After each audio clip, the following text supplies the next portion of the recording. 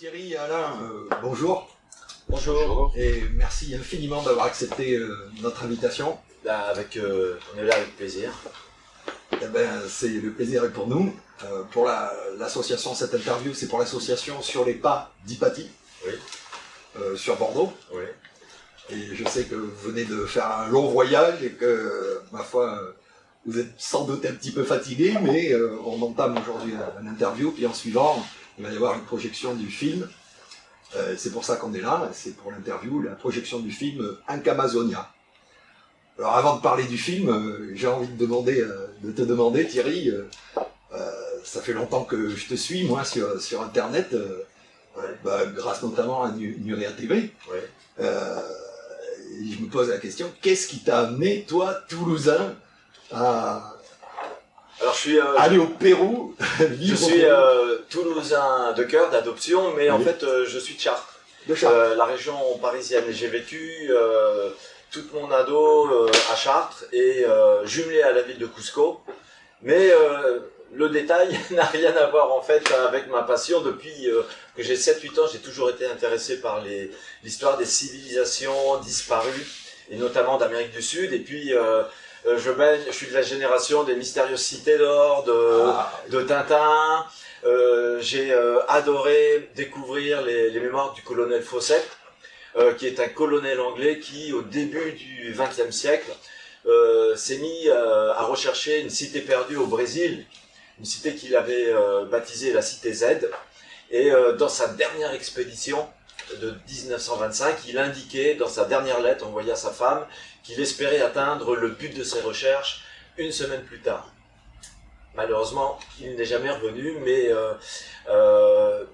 ce personnage très haut en couleur, très 19e siècle britannique, m'a donné la passion de l'exploration.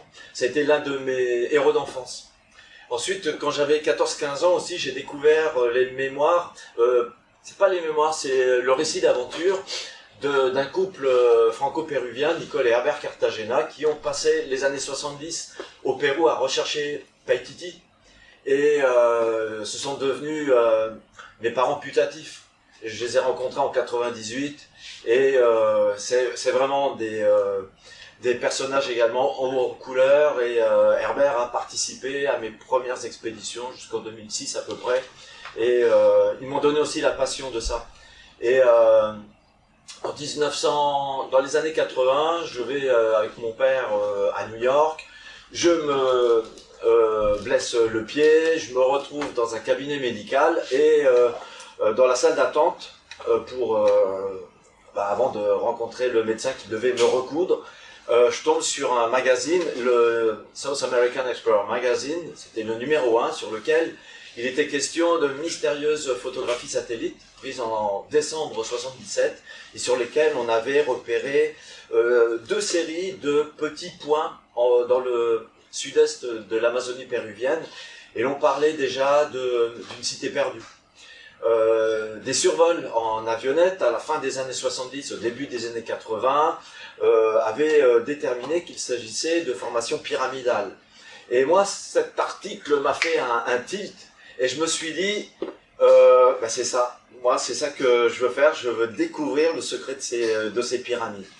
Et donc, j'ai organisé mes études supérieures dans le but, dans la perspective d'organiser plus tard des expéditions, parce que je me suis dit, si je veux faire ces découvertes, ces expéditions, ces explorations, j'aurai besoin de sponsors, il faudra que je monte des diplômes pour être crédible. Et donc, j'ai orienté toutes mes études d'histoire géo dans la perspective de ces campagnes d'exploration, et j'ai réalisé ma première expédition en 98. Et donc, ça vient de très loin dans mon enfance, et pour moi, c'est vraiment un grand privilège, parce que j'ai toujours voulu habiter à Cusco. J'y vis depuis presque une vingtaine d'années, et depuis 98, on a fait plus d'une vingtaine d'explorations en forêt amazonienne. Et vraiment, malgré les galères, parce qu'il y en a eu beaucoup, il y en a toujours, ça fait partie pour moi d'un rêve d'enfant, et c'est un grand privilège. Et je pense que on n'a jamais été aussi près d'arriver au but. Ouais. Puisque on est arrivé dans les pyramides en 2001, on a vu qu'elles étaient en partie naturelles. On a fait 6 expéditions dans les pyramides de Paratoari, c'est ainsi qu'ils appellent les Matsiganga qui vivent dans la région. Mais pour autant, on pense que certaines d'entre elles ont pu être taillées et on a découvert beaucoup de matériel archéologique d'origine inca qui montre que les Incas avaient occupé le site et donc la possible présence d'une cité perdue liée aux pyramides. Et dès cette époque-là, on parlait de Paititi et c'est comme ça qu'après tout est comment dire, un peu comme un fil d'Ariane, tout s'est déroulé et d'une expédition à l'autre. Alors on n'est pas arrivé à Paititi comme on l'espérait, mais à chaque fois on avait des indices qui nous orientaient vers une destination jusqu'à cette expédition de septembre dernier où on pense vraiment pratiquement toucher au but. Oui, oui. C'est extraordinaire, je trouve, ton parcours, parce que d'un rêve d'enfant, t'en as fait un rêve d'adulte. Ouais, alors il faut se battre. Alors dans la vie, il faut se battre. Parce que, tu vois, moi je suis adepte de l'adage aide-toi, le ciel t'aidera. Si tu te bouges les fesses, tu vas créer autour de toi toute une synergie et les choses vont bouger. Et tu vas finir par généralement arriver à tes objectifs. Il faut aussi avoir beaucoup de chance et je reconnais avoir eu beaucoup de chance. J'ai fait des rencontres fantastiques qui m'ont aidé à réaliser ces recherches, dont Alain Bonnet, avec lequel je suis associé depuis 2009 dans Jungle Duck. Alors on va en parler après d'Alain. Alors, j'ai un petit adage chinois, un proverbe chinois qui peut t'aller à ravir, c'est en s'approchant de la montagne que l'on voit le tout petit chemin qui monte au sommet. Ouais. Et je trouve que ça ouais, te va à ravir, ça, finalement. Tu vois ouais. Et alors, tu vas rechercher depuis une vingtaine d'années, tu recherches Paititi. Ouais. Finalement, tu disais que tu as eu l'occasion et que ça t'a orienté dans d'autres découvertes. Alors, ouais. Combien de découvertes à ton actif? Je me souviens d'une fois où tu as eu vent Enfin, c'est quelqu'un qui est venu te voir, un ingénieur qui était en vacances à Machu Picchu. Oui. Et qui est venu te voir en te disant mais il y a quelque chose d'incroyable, j'ai l'impression que... c'est pareil, mais c'est une histoire, j'en ai des frissons d'ailleurs quand je parle de ça, parce que c'est tellement improbable, c'est comme l'affaire de Nazca. Jamais dans ma vie j'aurais imaginé me retrouver un jour au cœur d'une affaire presque internationale à Machu Picchu, où on a été menacé de mort. Je me suis retrouvé au palais présidentiel pour expliquer à la première dame de l'époque la nécessité d'ouvrir cette fameuse entrée. Et oui, c'est une histoire incroyable. Mais hormis l'affaire de Nazca, si on met de côté l'affaire de Machu Picchu, qui est extraordinaire, on a localisé, on a eu la chance de découvrir en présence du ministère de la Culture péruvien, une trentaine, peut-être 40, en réalité on n'a pas fait le décompte exact, de sites archéologiques depuis 2009. Alors j'ai commencé à 98, mais dernièrement, et tous ces sites que l'on a découverts dans la vallée de Lacoyavero, au nord du département de Cusco, dans les vallées de Chuchusmayo, de Cusirini et de Yoyato, plus au nord, on a eu vraiment la chance de découvrir toute une chaîne de cités, alors des forteresses, des nécropoles avec des dizaines ou des centaines de tombes, dont certains malheureusement ont déjà été pillés, et puis des centres de production agricole, alors des petits villages de l'époque Inca, et puis une quinzaine de cités perdues, complètes, avec des centaines d'édifices, des dizaines de petites rues, certains avec des passages en escalier, des petits corridors, etc., des choses magnifiques que l'on a référencées au ministère de la Culture et qui restent malheureusement encore dans la forêt. Et je dois dire que la plupart des sites que l'on a découverts ont été visités par les Huaqueros, parce qu'on trouve des trous un peu partout dans ces sites. Et ça ça te fait rager parce que ils ont toujours un avance sur la science, les Wakero. C'est pareil malheureusement pour l'affaire de Nazca, mais sans eux, on les aurait pas découverts. Et en parlant des sites de l'ACO, c'est grâce aux paysans de la région qui nous parlaient la présence ici, il y a un site, une cité, etc. On est toujours allé les voir et à 95%, leurs témoignages, les légendes locales se sont révélées exactes. Et vraiment, alors d'une cité à l'autre, on s'est dirigé vers le nord du département de Cusco et à partir de 2010, on arrive aux marges du sanctuaire de Megantoni, berceau des Indiens Matsiganga, et on commence à nous parler d'une étrange montagne au sommet de laquelle il y a des ruines importantes. Et on parle d'une montagne, d'un altiplano bien tallado, c'est-à-dire une montagne plate, un plateau plat, carré, etc. Ouais. Et donc on va organiser 4, 5, 6 expéditions pour essayer de localiser cette montagne. Et en 2011, quand on pense s'y être approché dans un rayon, on va dire, d'un département français, j'ai demandé à mes amis de Spot Image, qui sont devenus Astrium et aujourd'hui Airbus Defence and Space, de nous tirer des images satellites de cette zone avec les coordonnées. Et quelle n'a pas été notre surprise de voir une étrange montagne carrée, comme un cube, en pleine forêt amazonienne. Et alors que l'on ne les recherchait pas quelques centaines de mètres à l'ouest de cette montagne, 2 lacs jumeaux. Et justement, la légende de Paititi dit que la cité aurait été construite à proximité de lacs jumeaux. Et on remarque également la présence d'un lac carré qui est associé depuis une 50aine, 60 années à la recherche de Paititi.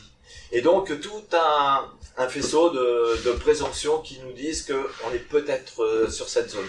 Et là, depuis 4-5 ans, on se bat pour aller vérifier ou non la présence du site au sommet de la montagne. Et lors de notre avant-dernière expédition que l'on a faite à pied, c'était en 2014, on s'est trouvé nez à nez avec les narcotrafiquants et ça aurait pu très mal tourner pour nous. C'est pour ça que les choses passent ne passent pas par hasard. Bref, on s'est dit, la prochaine fois, il faut y aller en hélico parce que c'est trop compliqué pour y aller avec des générateurs, les caméras, etc.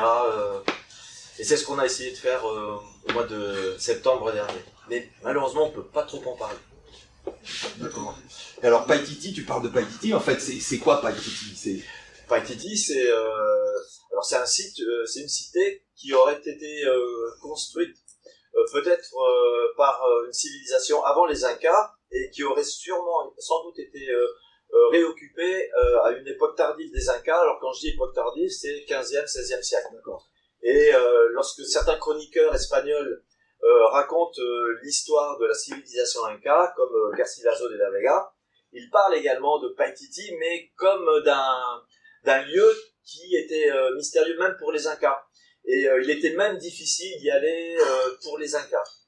Et ça correspond à peu près d'ailleurs à la situation actuelle de la montagne carrée, qui est très compliquée d'accès. Oui. Et donc ça a pu être une capitale régionale, peut-être de la civilisation Wari. C'est peut-être la source, l'origine des premiers Incas. Et peut-être la zone, une ville dans laquelle, un peu comme une université, on apprenait les mathématiques, l'astronomie, l'écriture. Et c'est en tout cas une zone où on pense que les Incas ont caché énormément de leur richesse, notamment celle de Cusco, au moment de l'invasion espagnole. D'accord. Et malheureusement, beaucoup cherchent Paititi pour cette raison-là. Pour le trésor. Ouais, voilà. Au Pérou, on parle souvent de Paititi Eldorado, en raison de la légende de la seconde rançon d'Atahualpa et de la Coya, son épouse, qui, apprenant l'assassinat d'Atahualpa par Pizarro, aurait conduit 10 000 ou 20 000 lamas vers cette zone et aurait jeté plein d'objets précieux dans un lac situé près de Paititi. On parle notamment de la Yahuirca, qui était une chaîne en or qui, selon Garcilaso de la Vega, mesurait peut-être 200 mètres de long, avec des petites tuiles en or, et les Incas la faisaient déambuler dans les rues étroites de Cusco à l'époque Inca, et que l'Inca Huayna Capac avait fait construire en commémoration de la naissance de son fils Huascar, l'héritier légitime, que Atahualpa a fait trucider à l'arrivée des Espagnols. C'était déjà la guerre civile pour la succession de l'Empire. Ah, c'est pas sûr d'entier. Alors dis-moi, tu as aussi, il y a quelques années, 2-3 ans, Oui. 3 ans, il me semble, en 2016, Oui. On t'a apporté des momies, puisque à Cusco, tu es le président de l'Institut de recherche archéologique, Oui. l'Institut Incari Cusco. Oui.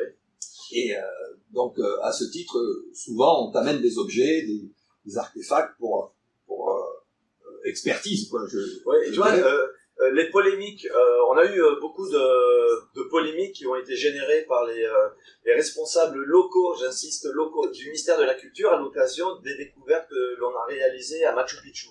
Et loin de nous être préjudiciable, en réalité, ça nous a donné à Incari une certaine aura au niveau national, et comme tu le dis, depuis cette époque de Machu Picchu, eh bien, on est régulièrement contacté par des paysans, des habitants d'X ou Y région du Pérou qui viennent nous contacter avec des objets ou avec des informations. Ici, il y a un site, etc. Et c'est ainsi que sont venus me rendre visite en octobre 2016, des gens de la région de Nazca avec quelques objets momifiés et une histoire à dormir debout. Bon. Alors, c'est pas l'objet de cette interview, cette histoire. J'invite ceux qui veulent en savoir un petit peu plus à se renseigner sur cette histoire, la fameuse histoire des momies de Nazca. Oui. Mais j'ai juste une petite question. Est-ce que, selon toi, il y a des rapports à faire entre cette histoire et puis l'objet de tes recherches habituelles? Alors, franchement, directement, je ne pense pas. Non. Je ne pense pas, même si dans les traditions, les légendes locales de l'époque Inca et d'aujourd'hui, on fait régulièrement allusion à des contacts venus d'ailleurs. D'accord. Voilà. Mais pour éviter de mélanger les genres, que les personnes qui écouteront cette interview fassent un amalgame, préfère Oui, c'est évident. tu vois, rester au niveau de l'archéologie et de ce que nous savons faire le mieux, c'est-à-dire de la recherche archéologique, je dirais pure et dure, même si certains me prennent pour un aventurier ou je sais pas quoi, mais peu importe. On respecte les protocoles de l'archéologie moderne, on travaille avec des archéologues professionnels, toujours dans le cadre de projets de recherche présentés au ministère de la Culture, approuvés par le ministère de la Culture. Les recherches sont réalisées avec des superviseurs du ministère de la Culture.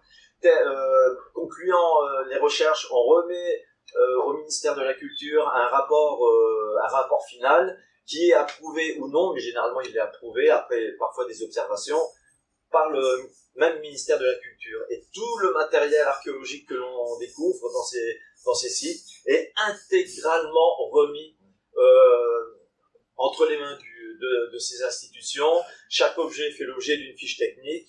Nous, on n'est pas Wakero, on les a dénoncés régulièrement depuis toujours. Et voilà. Donc, on essaye vraiment de se tenir dans les plots de l'archéologie moderne et académique, même si c'est vrai, le fait d'aller dans des zones un peu vierges, un peu inconnues, nous oblige à certaines à réaliser ces expéditions qui sont pas toujours considérées par les archéologues lambda comme académiques, tu vois, que ce soit les archéologues français du Pérou ou les archéologues péruviens du Pérou, qui sont généralement des fonctionnaires qui vont sur des sites déjà connus, etc., etc. Et ça c'est un autre débat. Il y en a beaucoup moins. Ouais, voilà.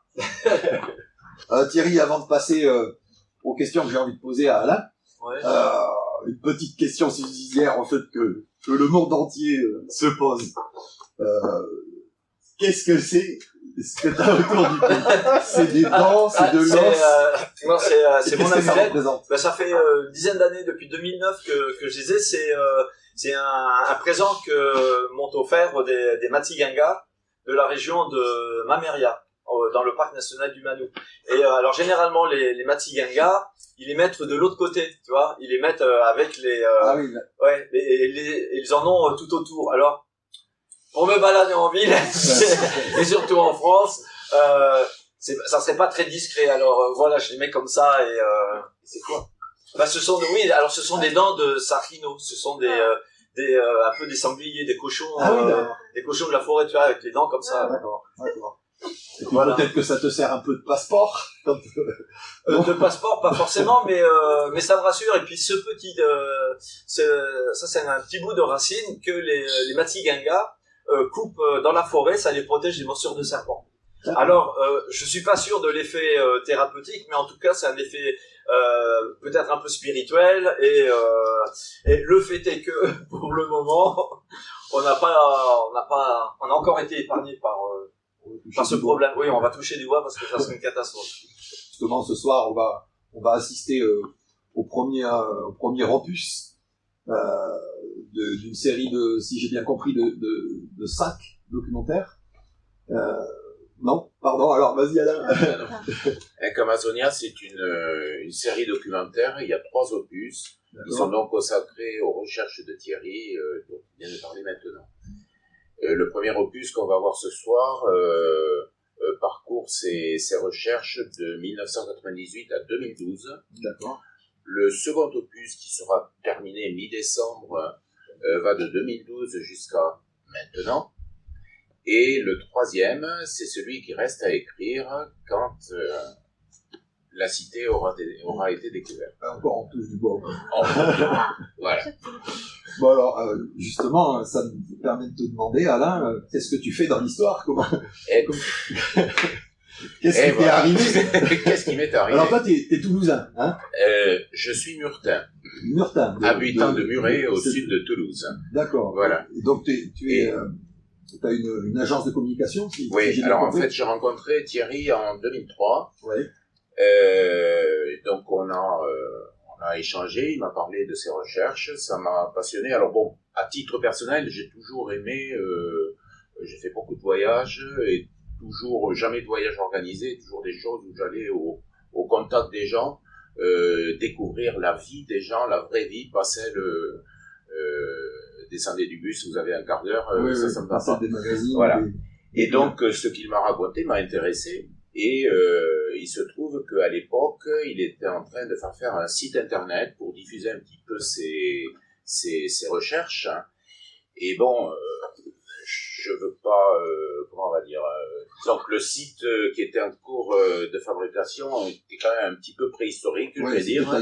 Et je lui ai dit, bon, moi c'est mon métier, quoi, puisque comme tu l'as dit, j'ai une agence de communication. Et donc, je lui ai proposé de lui faire son site, et là, c'est là que tout a démarré. Je lui ai fait son site internet, toutes les vidéos qu'il y a sur son site ou qui sont diffusées à travers les réseaux sociaux, c'est aussi moi qui les fais. D'accord, alors t'es aussi voilà. cinéaste, enfin... C'est-à-dire, dans le domaine de la communication, je couvre tous les médias. Que ça soit tout ce qui va être... on a fait des plaquettes aussi, voilà, donc de la mise en page, de l'internet et de la vidéo. Très bien. Voilà. Et donc, il y a une petite dizaine d'années, Thierry et moi, on a créé une société de production audiovisuelle qui s'appelle Jungle Dog Production. Jungle Dog. Voilà. Justement pour créer et proposer aux chaînes de télévision les documentaires sur ces recherches. Alors, ce qu'il faut dire, pardon, Oui, c'est que régulièrement, on est accompagné par des chaînes de télévision, que ce soit françaises ou américaines, enfin japonaises. Et en 2009, lors d'une campagne qu'on avait faite, on avait été accompagné par la première chaîne française, que je ne nommerai pas, qui s'était engagée à participer financièrement à l'opération, ouais, voilà, et qui n'a pas tenu sa parole et qui nous a filé à peine la moitié de ce dont il s'était engagé.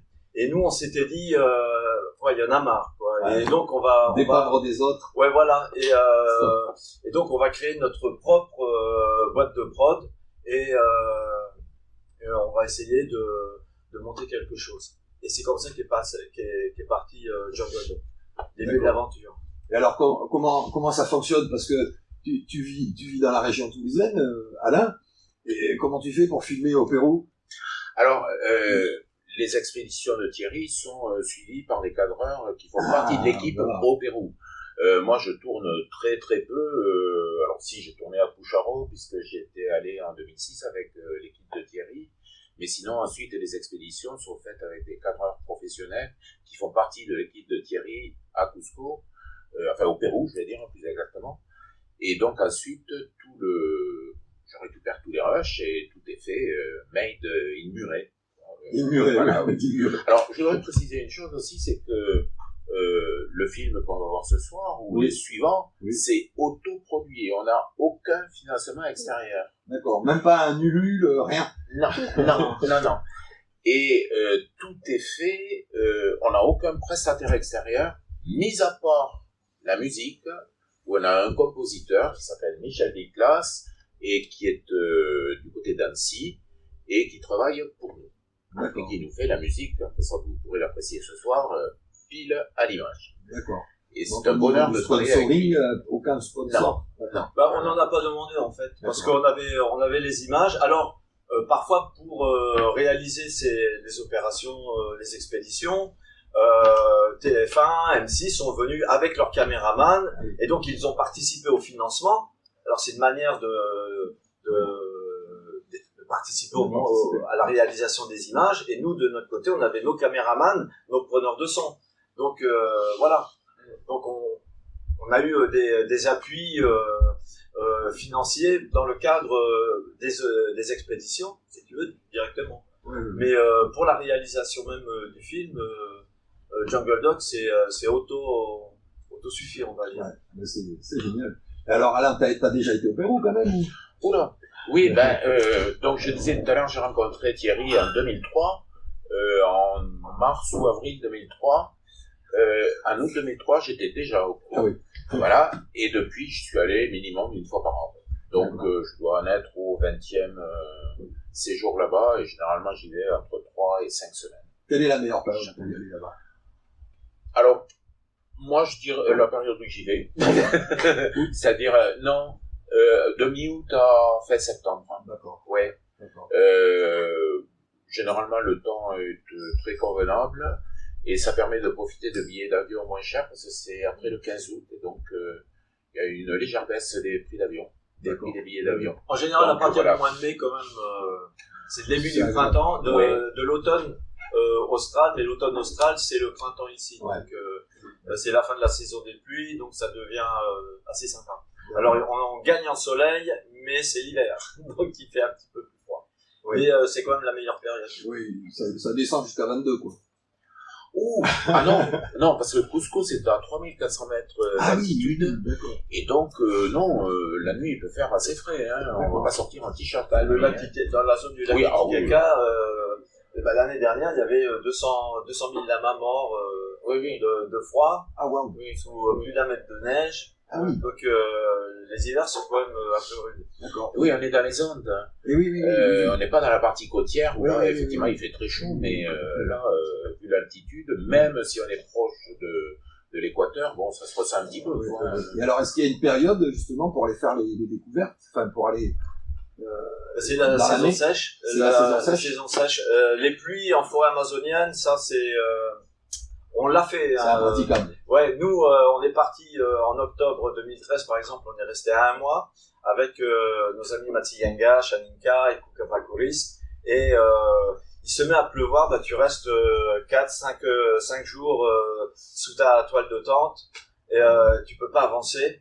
Et donc, tu peux pas gratter une allumette pour faire un feu de camp, donc à éviter. C'est pas le mieux. Donc, entre mai, juin, juillet, c'est la meilleure époque pour aller dans la forêt amazonienne. D'accord. Alors pour en venir au documentaire, donc là ce soir on voit le premier opus, donc celui-ci est terminé. vous faites une tournée de présentation auprès du public, là, ces temps-ci. Oui, alors là, il y aura encore une projection chez moi, Muret, le 5 décembre, oui. Et ça sera la dernière, je pense, pour cette année. D'accord. Mais sinon, effectivement, moi j'ai fait une tournée en septembre où je suis allé à Dijon, à Montrestel, à Misère, à Plouarnel, en Bretagne, à Rennes-les-Bains, dans les Corbières, et donc là, Bordeaux et Muret. Et puis, voilà, c'était pour le faire découvrir au public, aux personnes qui suivent. Pour avoir les premiers ressentis peut-être. Pour effectivement nous confronter un petit peu à la réaction autre que l'entourage immédiat qui n'est pas forcément objectif. Ouais. Je dois dire que jusqu'à présent les retours ont été toujours positifs, donc ça nous encourage à chercher un diffuseur pour pouvoir le passer sur des chaînes télé. D'accord, donc là tu travailles le deuxième opus. Oui, le deuxième opus est pratiquement terminé. Alors, il serait terminé, je vais vous avouer tout, hein, mais on va refaire la voix de Thierry et remettre sa voix de novembre 2019. Voilà.